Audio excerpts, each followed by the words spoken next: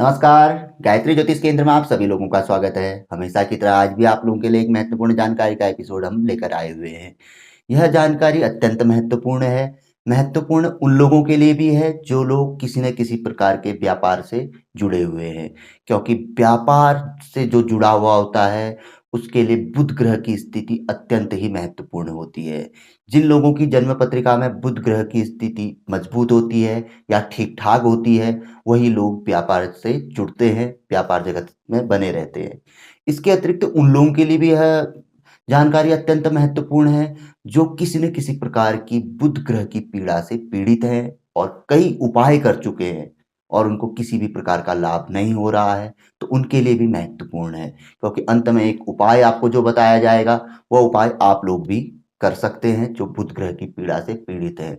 किंतु ये व्यापारी लोगों के लिए अत्यंत ही महत्वपूर्ण है, क्योंकि इस उपाय के बारे में कहा गया है कि न चलने वाला व्यापार भी इस एक उपाय को एक ही बार करने पे चलने लगता है। यानी कि जिन लोगों का व्यापार नहीं चल रहा है, ऐसी स्थिति में आ चुका है कि या तो इसे बंद कर दिया जाए या इसे छोड़ दिया जाए या बदल दिया जाए, तो इस उपाय को यदि वह करते हैं एक ही बार करने पे, तो इसका वह चमत्कारी असर देख सकते हैं। कहीं न कहीं उनको व्यापार में लगेगा कि यार व्यापार फिर चलने लग गया है, फिर वह शुरू होने लग गया है।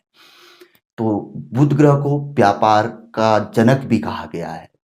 तो सबसे पहले बात करते हैं कि जन्म कुंडली में किन स्थानों पर यदि बुध ग्रह की स्थिति मजबूत होती है तो व्यक्ति एक सफल व्यापारी होता है।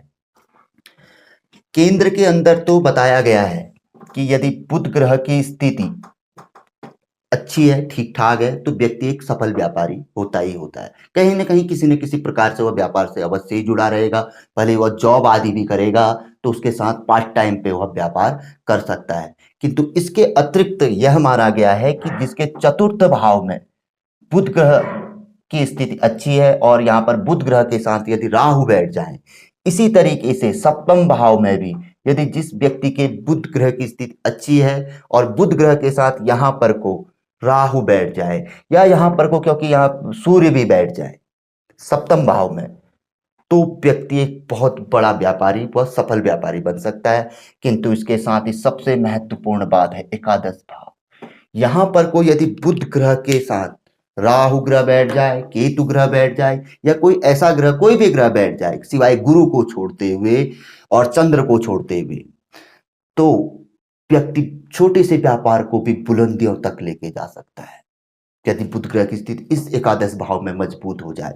और चतुर्थ, सप्तम और एकादश, इन तीन भावों में यदि बुध ग्रह की स्थिति मजबूत है तो व्यक्ति एक छोटे से व्यापार को, यानी कि एक सोचिए कि मतलब 100 रुपए के व्यापार को भी वो लाखों करोड़ों में बदल सकता है।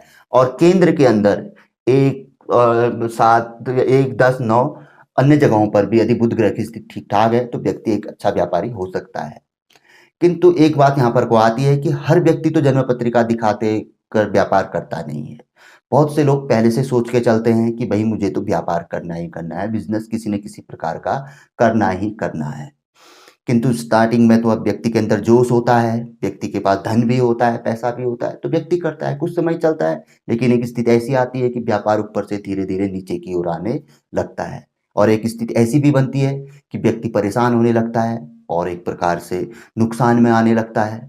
तो उसके सामने ऐसी परिस्थितियां उत्पन्न हो जाती हैं कि भाई अब क्या किया जाए, व्यापार को छोड़ दिया जाए या बदल दिया जाए, वो परेशान होने लगता है। तो उस स्थिति में इस उपाय के बारे में बताया गया है कि इस उपाय को यदि व्यक्ति करे तो उसका वह छोटा सा व्यापार भी चलने लगता है। इससे पहले एक छोटी सी बात और करते हैं। अक्सर हम लोग देखते हैं किसी भी दुकान या जिसका जो शॉप है व्यापार का, वहां पर को वह नींबू मिर्ची लगाते हैं, जो कि अत्यंत ही शुभ माना जाता है, नजर दोष से बचाने वाला माना जाता है और व्यापार को आगे बढ़ाने वाला भी माना जाता है। उसके पीछे का तर्क क्या है कि हरा नींबू हरी मिर्ची उस पे लगी हुई होती है। अक्सर आपने देखा होगा एक नींबू व 3 मिर्चियाँ लगाते हैं। तो अवश्य लगभग लगभग लगे रहती है।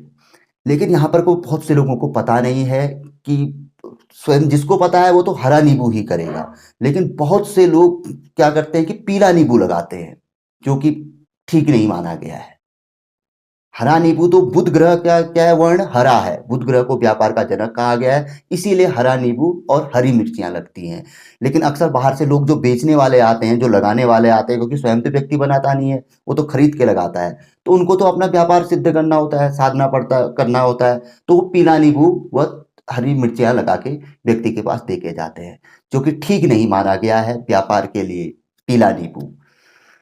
तो यहाँ पर को वही बात आ रही है इस उपाय में। तो बताया गया है कि यदि जब व्यक्ति के साथ ऐसी परिस्थितियां उत्पन्न हो जाती हैं, तो व्यक्ति को क्या करना चाहिए।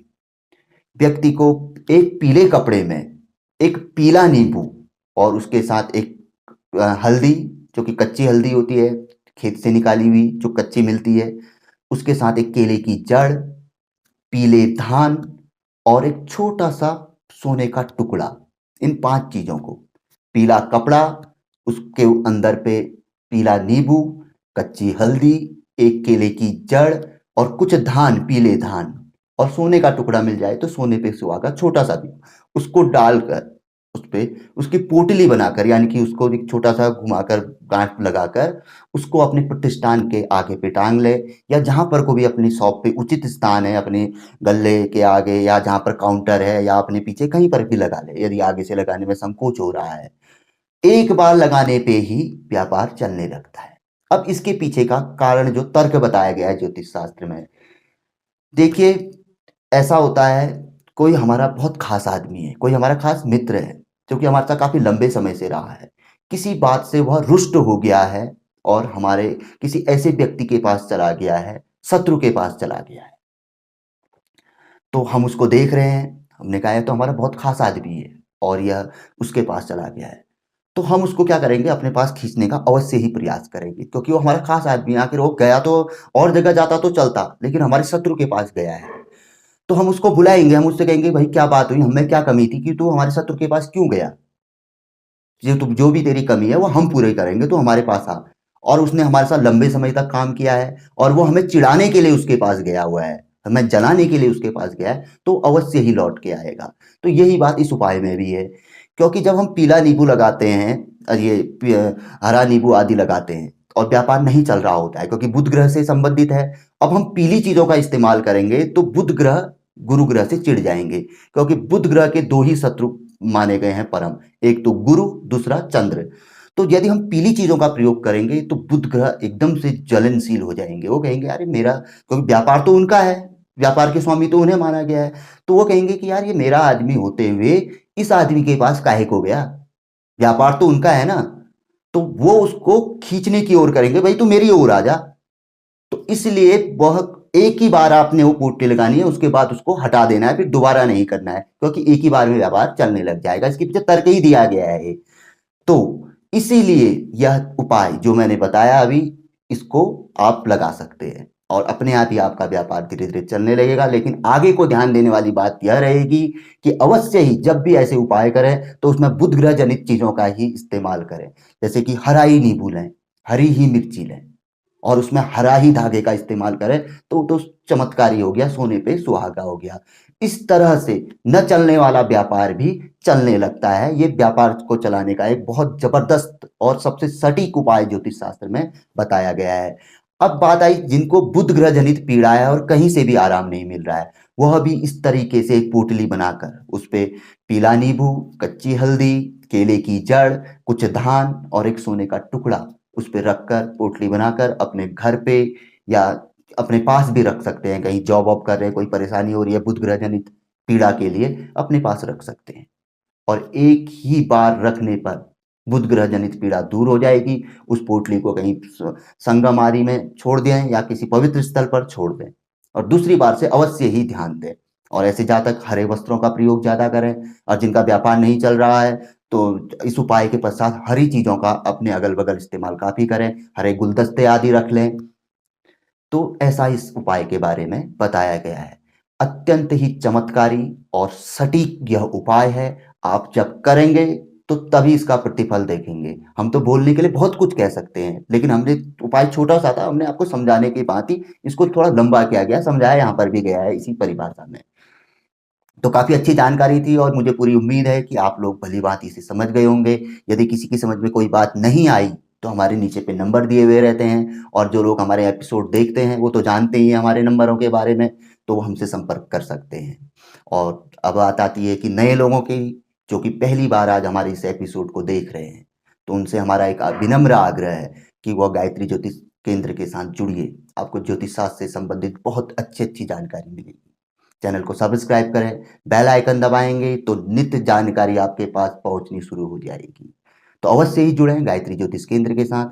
हर समस्या का समाधान आपको यहाँ पर को मिलेगा। कुंडली विश्लेषण का कार्य भी यहाँ पर को किया जाता है। छोटे मोटे आपको जो अच्छे उपाय होते हैं वह भी आपको बताए जाते हैं। ढेर सारे उपाय हैं, हमारे 3000 से ज़्यादा एपिसोड पड़े हुए हैं गायत्री ज्योतिष केंद्र के, आप उन्हें देख सकते हैं। जो भी आपकी समस्या है उसको टाइप करिए, आपके सामने एपिसोड आ जाएगा, देखिए। और साथ ही साथ हमारी वेबसाइट है, उस पे भी आप उसको देख सकते हैं। उपाय का पूरा लिखा हुआ आपको वहाँ पे मिल जाएगा। भले ही वेबसाइट में अभी बहुत कम हमने दिया हुआ है, लेकिन धीरे धीरे हम उसकी पूर्ति धीरे धीरे करते रहेंगे। फिलहाल यूट्यूब पे तो आपको हर प्रकार की जानकारी हमारी मिल जाएगी। कुंडली विश्लेषण के एपिसोड भी आप देख सकते हैं कि कुंडली विश्लेषण किस तरीके से किया जाता है। तो जानकारी काफ़ी अच्छी थी, पसंद आई तो ज़रूर आगे बढ़ाकर शेयर करें। तो मिलेंगे ऐसी किसी बहुत अच्छी जानकारी के एपिसोड के साथ अगले वीडियो में। तब तक के लिए नमस्कार। जय श्री राम, जय श्री कृष्णा, ओम नमः शिवाय।